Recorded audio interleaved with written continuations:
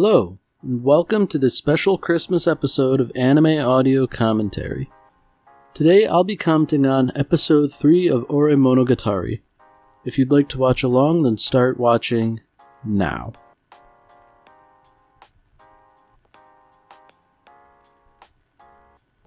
Alright, so it seems as though we're not going to recap the previous episode. At least, not totally. I guess we have to go over the basics, like, this is Takeo, and he's, a high school student, even though he doesn't really look like it. Now, I think the really important thing to remember from the previous episode was that Yamato wants to meet up with him, just the two of them, not with his friend. And that's sort of the root of this big misunderstanding. Takeo, I guess, kind of reasonably thinks that his friend has a thing for Yamato, and, all girls have liked him before, so why would this be any different? But, Yamato really just does want to spend time with Takeo, seemingly. So there's this sort of dichotomy where Takeo's trying to help a couple that I don't necessarily want to say doesn't want to exist, but, he's trying to work at something that's not strictly true, and he's sort of neglecting his own feelings in the process. So, something like this should be a pretty clear indication, Yamato really only wants to spend time with him, but he's sort of misinterpreting this as she's ready to ask him for advice one-on-one.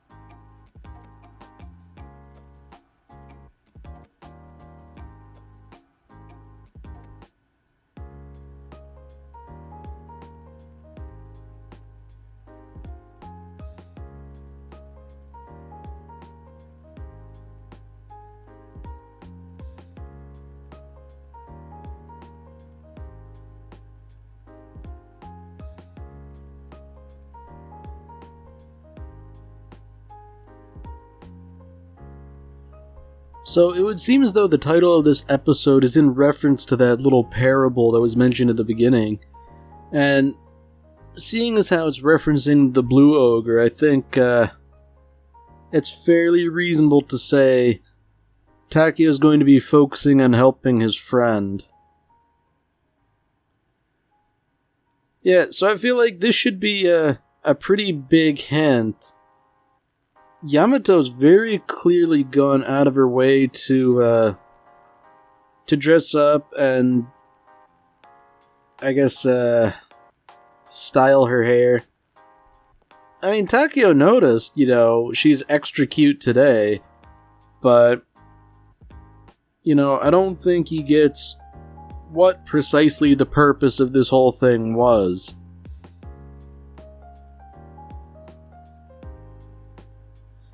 Alright, so she made some sort of salty French cake, and they're all heart-shaped, There's a whole lot of hints here, and unfortunately Takeo's not really picking up any of them.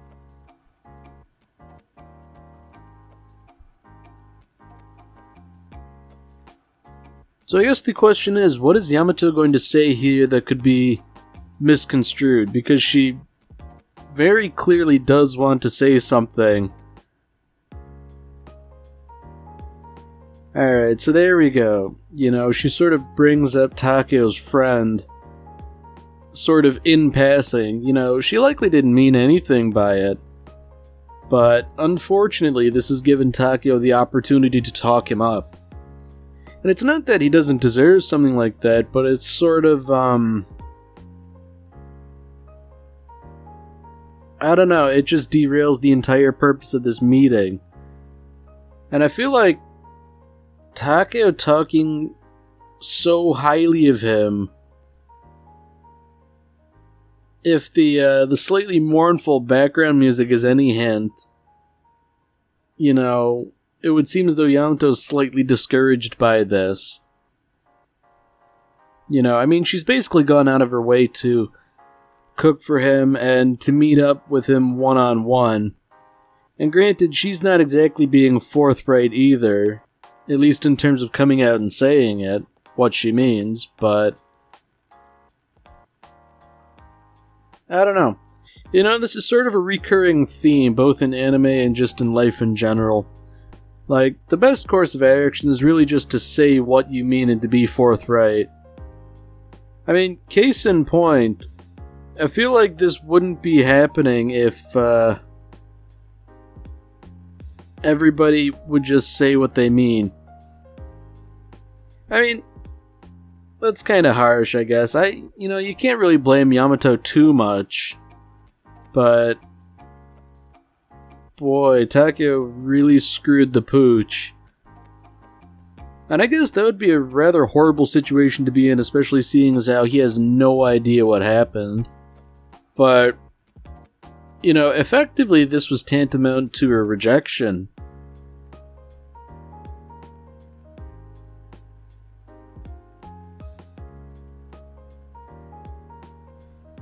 Alright, so I'm wondering if Takeo's friend is gonna basically give him the rundown. Like, dude, you don't know what's going on. Like, this is what you're missing here.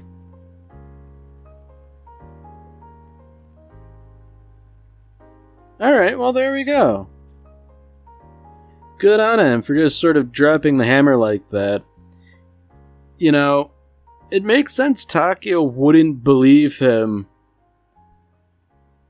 Especially considering what his entire life had been like up until this point. But, yeah, you know, he is sort of ignoring all the signs that were there.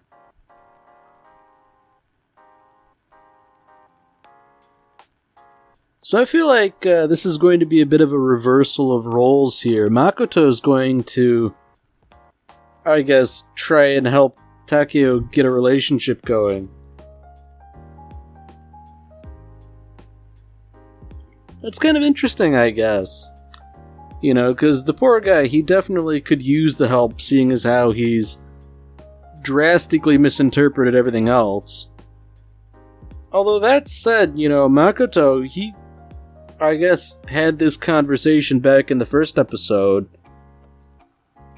You know, maybe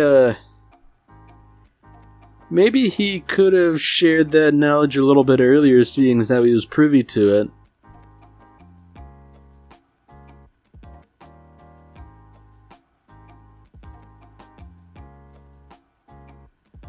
Yeah, you know what? There we go. Heroism does come with its perks.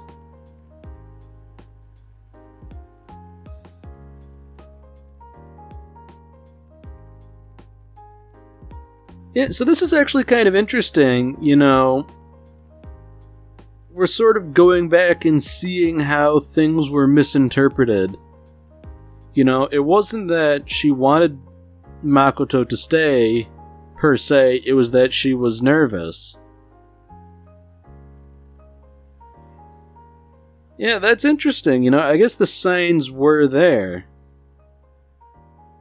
Now, I guess the real question is whether this is going to sink in with Takeo, or if he's sort of going to, maybe not remain oblivious, but sort of, I guess, kind of deny reality?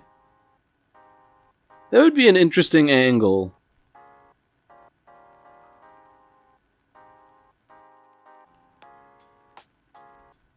Wow. That's kind of a heavy revelation that, all of the girls Takeo has liked up until this point have talked poorly about him behind his back. That's highly unfortunate and rather scummy behavior.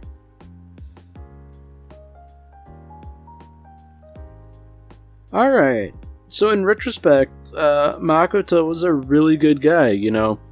Who would want to date someone that talks poorly about your friends?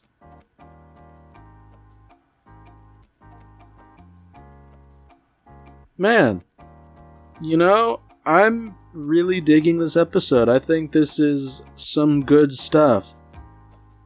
You know, between this revelation to Takeo that Yamato likes him, that all those other girls had their faults and were rejected as a result. I mean, I think this is actually a pretty good example of some good writing here, where past events are recontextualized based on new information, but it's not cheap, you know? Like, you could have plausibly figured out what was going on.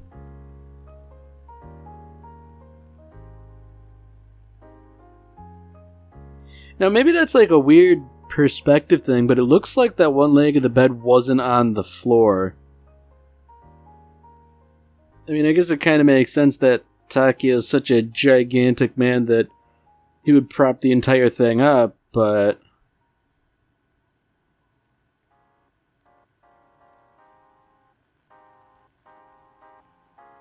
Alright, so this is some good stuff. Yamato's treating Makoto as an ongoing confidant. And I guess it's unfortunate that Takeo is sort of listening to this when he probably shouldn't be. But I guess, you know, maybe if he's hearing it directly from her firsthand, that'll sort of,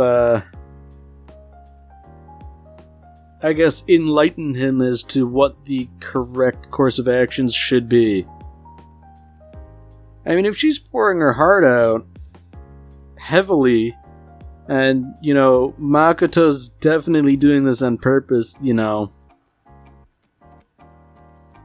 very cunning of him, you know, it's like, my friend, he's kinda dumb, he needs a whole lot of incontrovertible evidence, so, you know, really lay it on thick.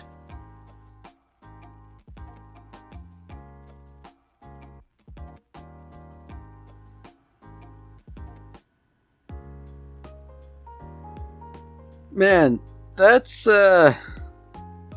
it's gotta be something, you know? You were just sort of sitting on this bed and then, whoop, out pops Takeo. You know, you've awakened the sleeping giant, as it were.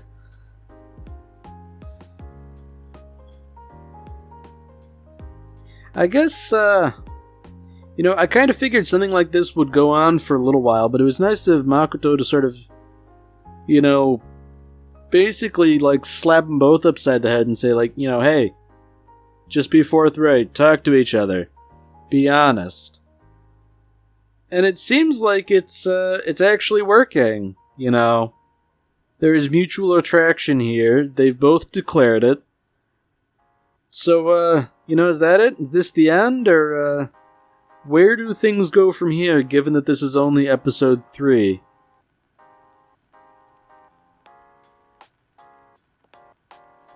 Yeah, you know what? I think I mentioned before that I just sort of didn't get around to watching this, and in retrospect, I was a fool. Because it seems to me that they've gotten the confession over with, you know, now it's just the logistics of a relationship and stuff like that, and I think way too much stuff focuses on getting to the confession only for it to end there.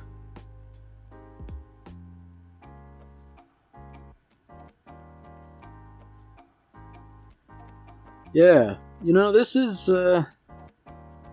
this is an episode that I don't think I can say enough good things about.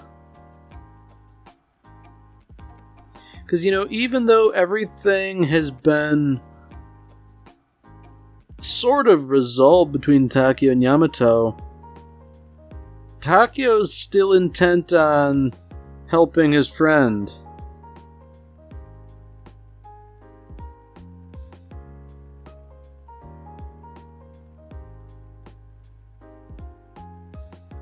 Okay, so I guess it's interesting that the story of the two ogres isn't as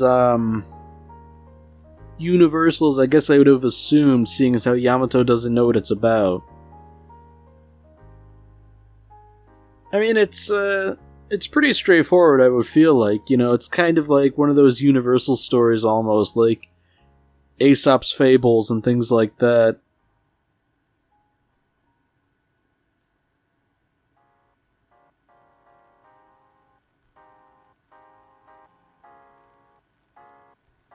Yeah, so based on this parable, Takeo, he was sort of trying to take on the role of the Blue Oni, but that isn't really what ended up happening, He is, I guess, far more similar to the Red Ogre, considering that his friend Makoto is going out of his way to sort of help him out with his newfound relationship. But I feel like there's gonna be a but. There's gotta be some sort of catch here, because, the Red Ogre, he got what he wanted, but what about the Blue Ogre? I mean, it seems like we're about to find out. I get the feeling that it's going to be something bad, and therefore some portion of the plot is going to be related to Takeo trying to avoid the outcome listed in this story.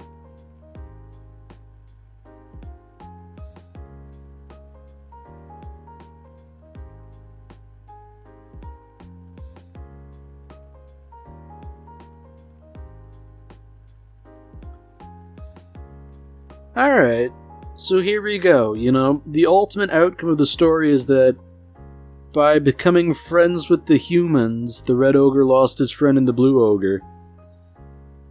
And the obvious parallel to draw here is that Makoto and Takeo can no longer be friends for one reason or another.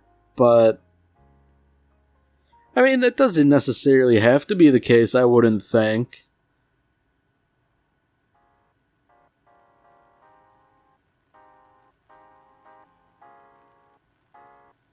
I mean, I guess on the one hand, if you do get into a relationship and get married and all that, then, friends take a back seat to a degree. But that doesn't mean you stop having friends.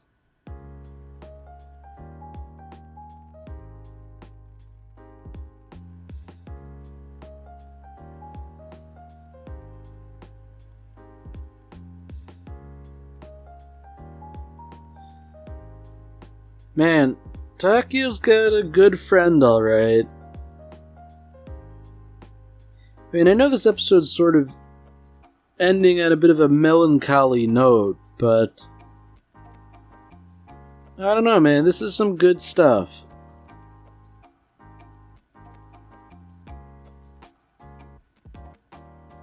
So I guess this sort of begs the question of what happens now. Surely they've got to go on, like, a first date or something, right? Keep it simple, like, go out for coffee or something like that. But I'm wondering what's going to get in their way next. Although, love and all that aside, it's nice that Takeo's realizing that Makoto is an actual friend, Their friendship wasn't contingent upon them living next to each other. It might have been that way in the beginning, but it's not that way now.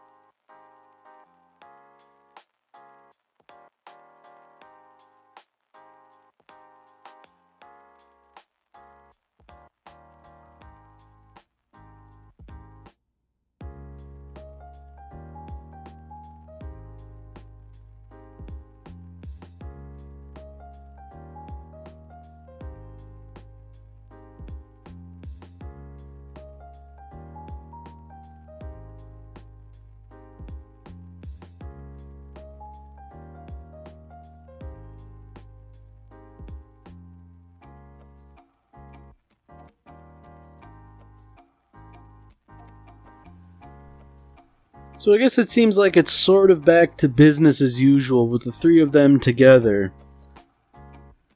That's nice in a way that, the status quo is returned to normal.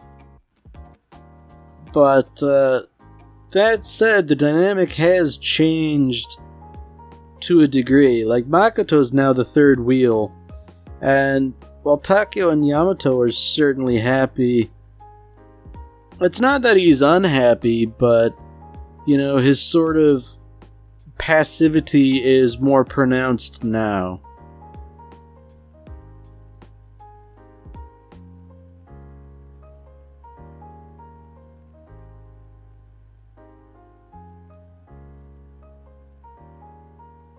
It's interesting that even as little kids, not much has really changed, between age 5 and age 10 now.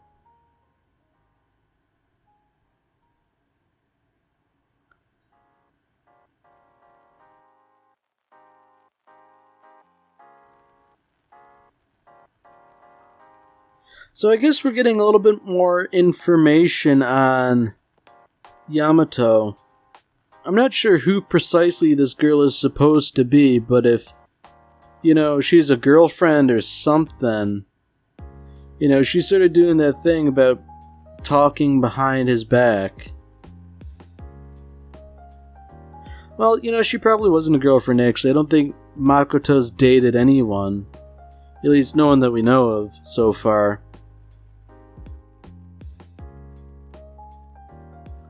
So this is interesting, I guess. This whole thing is sort of beyond Makoto. He doesn't really know what to do going forward. But, if nothing else, some things never change. Takeo's still funny to him. Alright, well that's it for this episode. If you've enjoyed it, then by all means, tune in for the next one. Merry Christmas, Space Cowboy.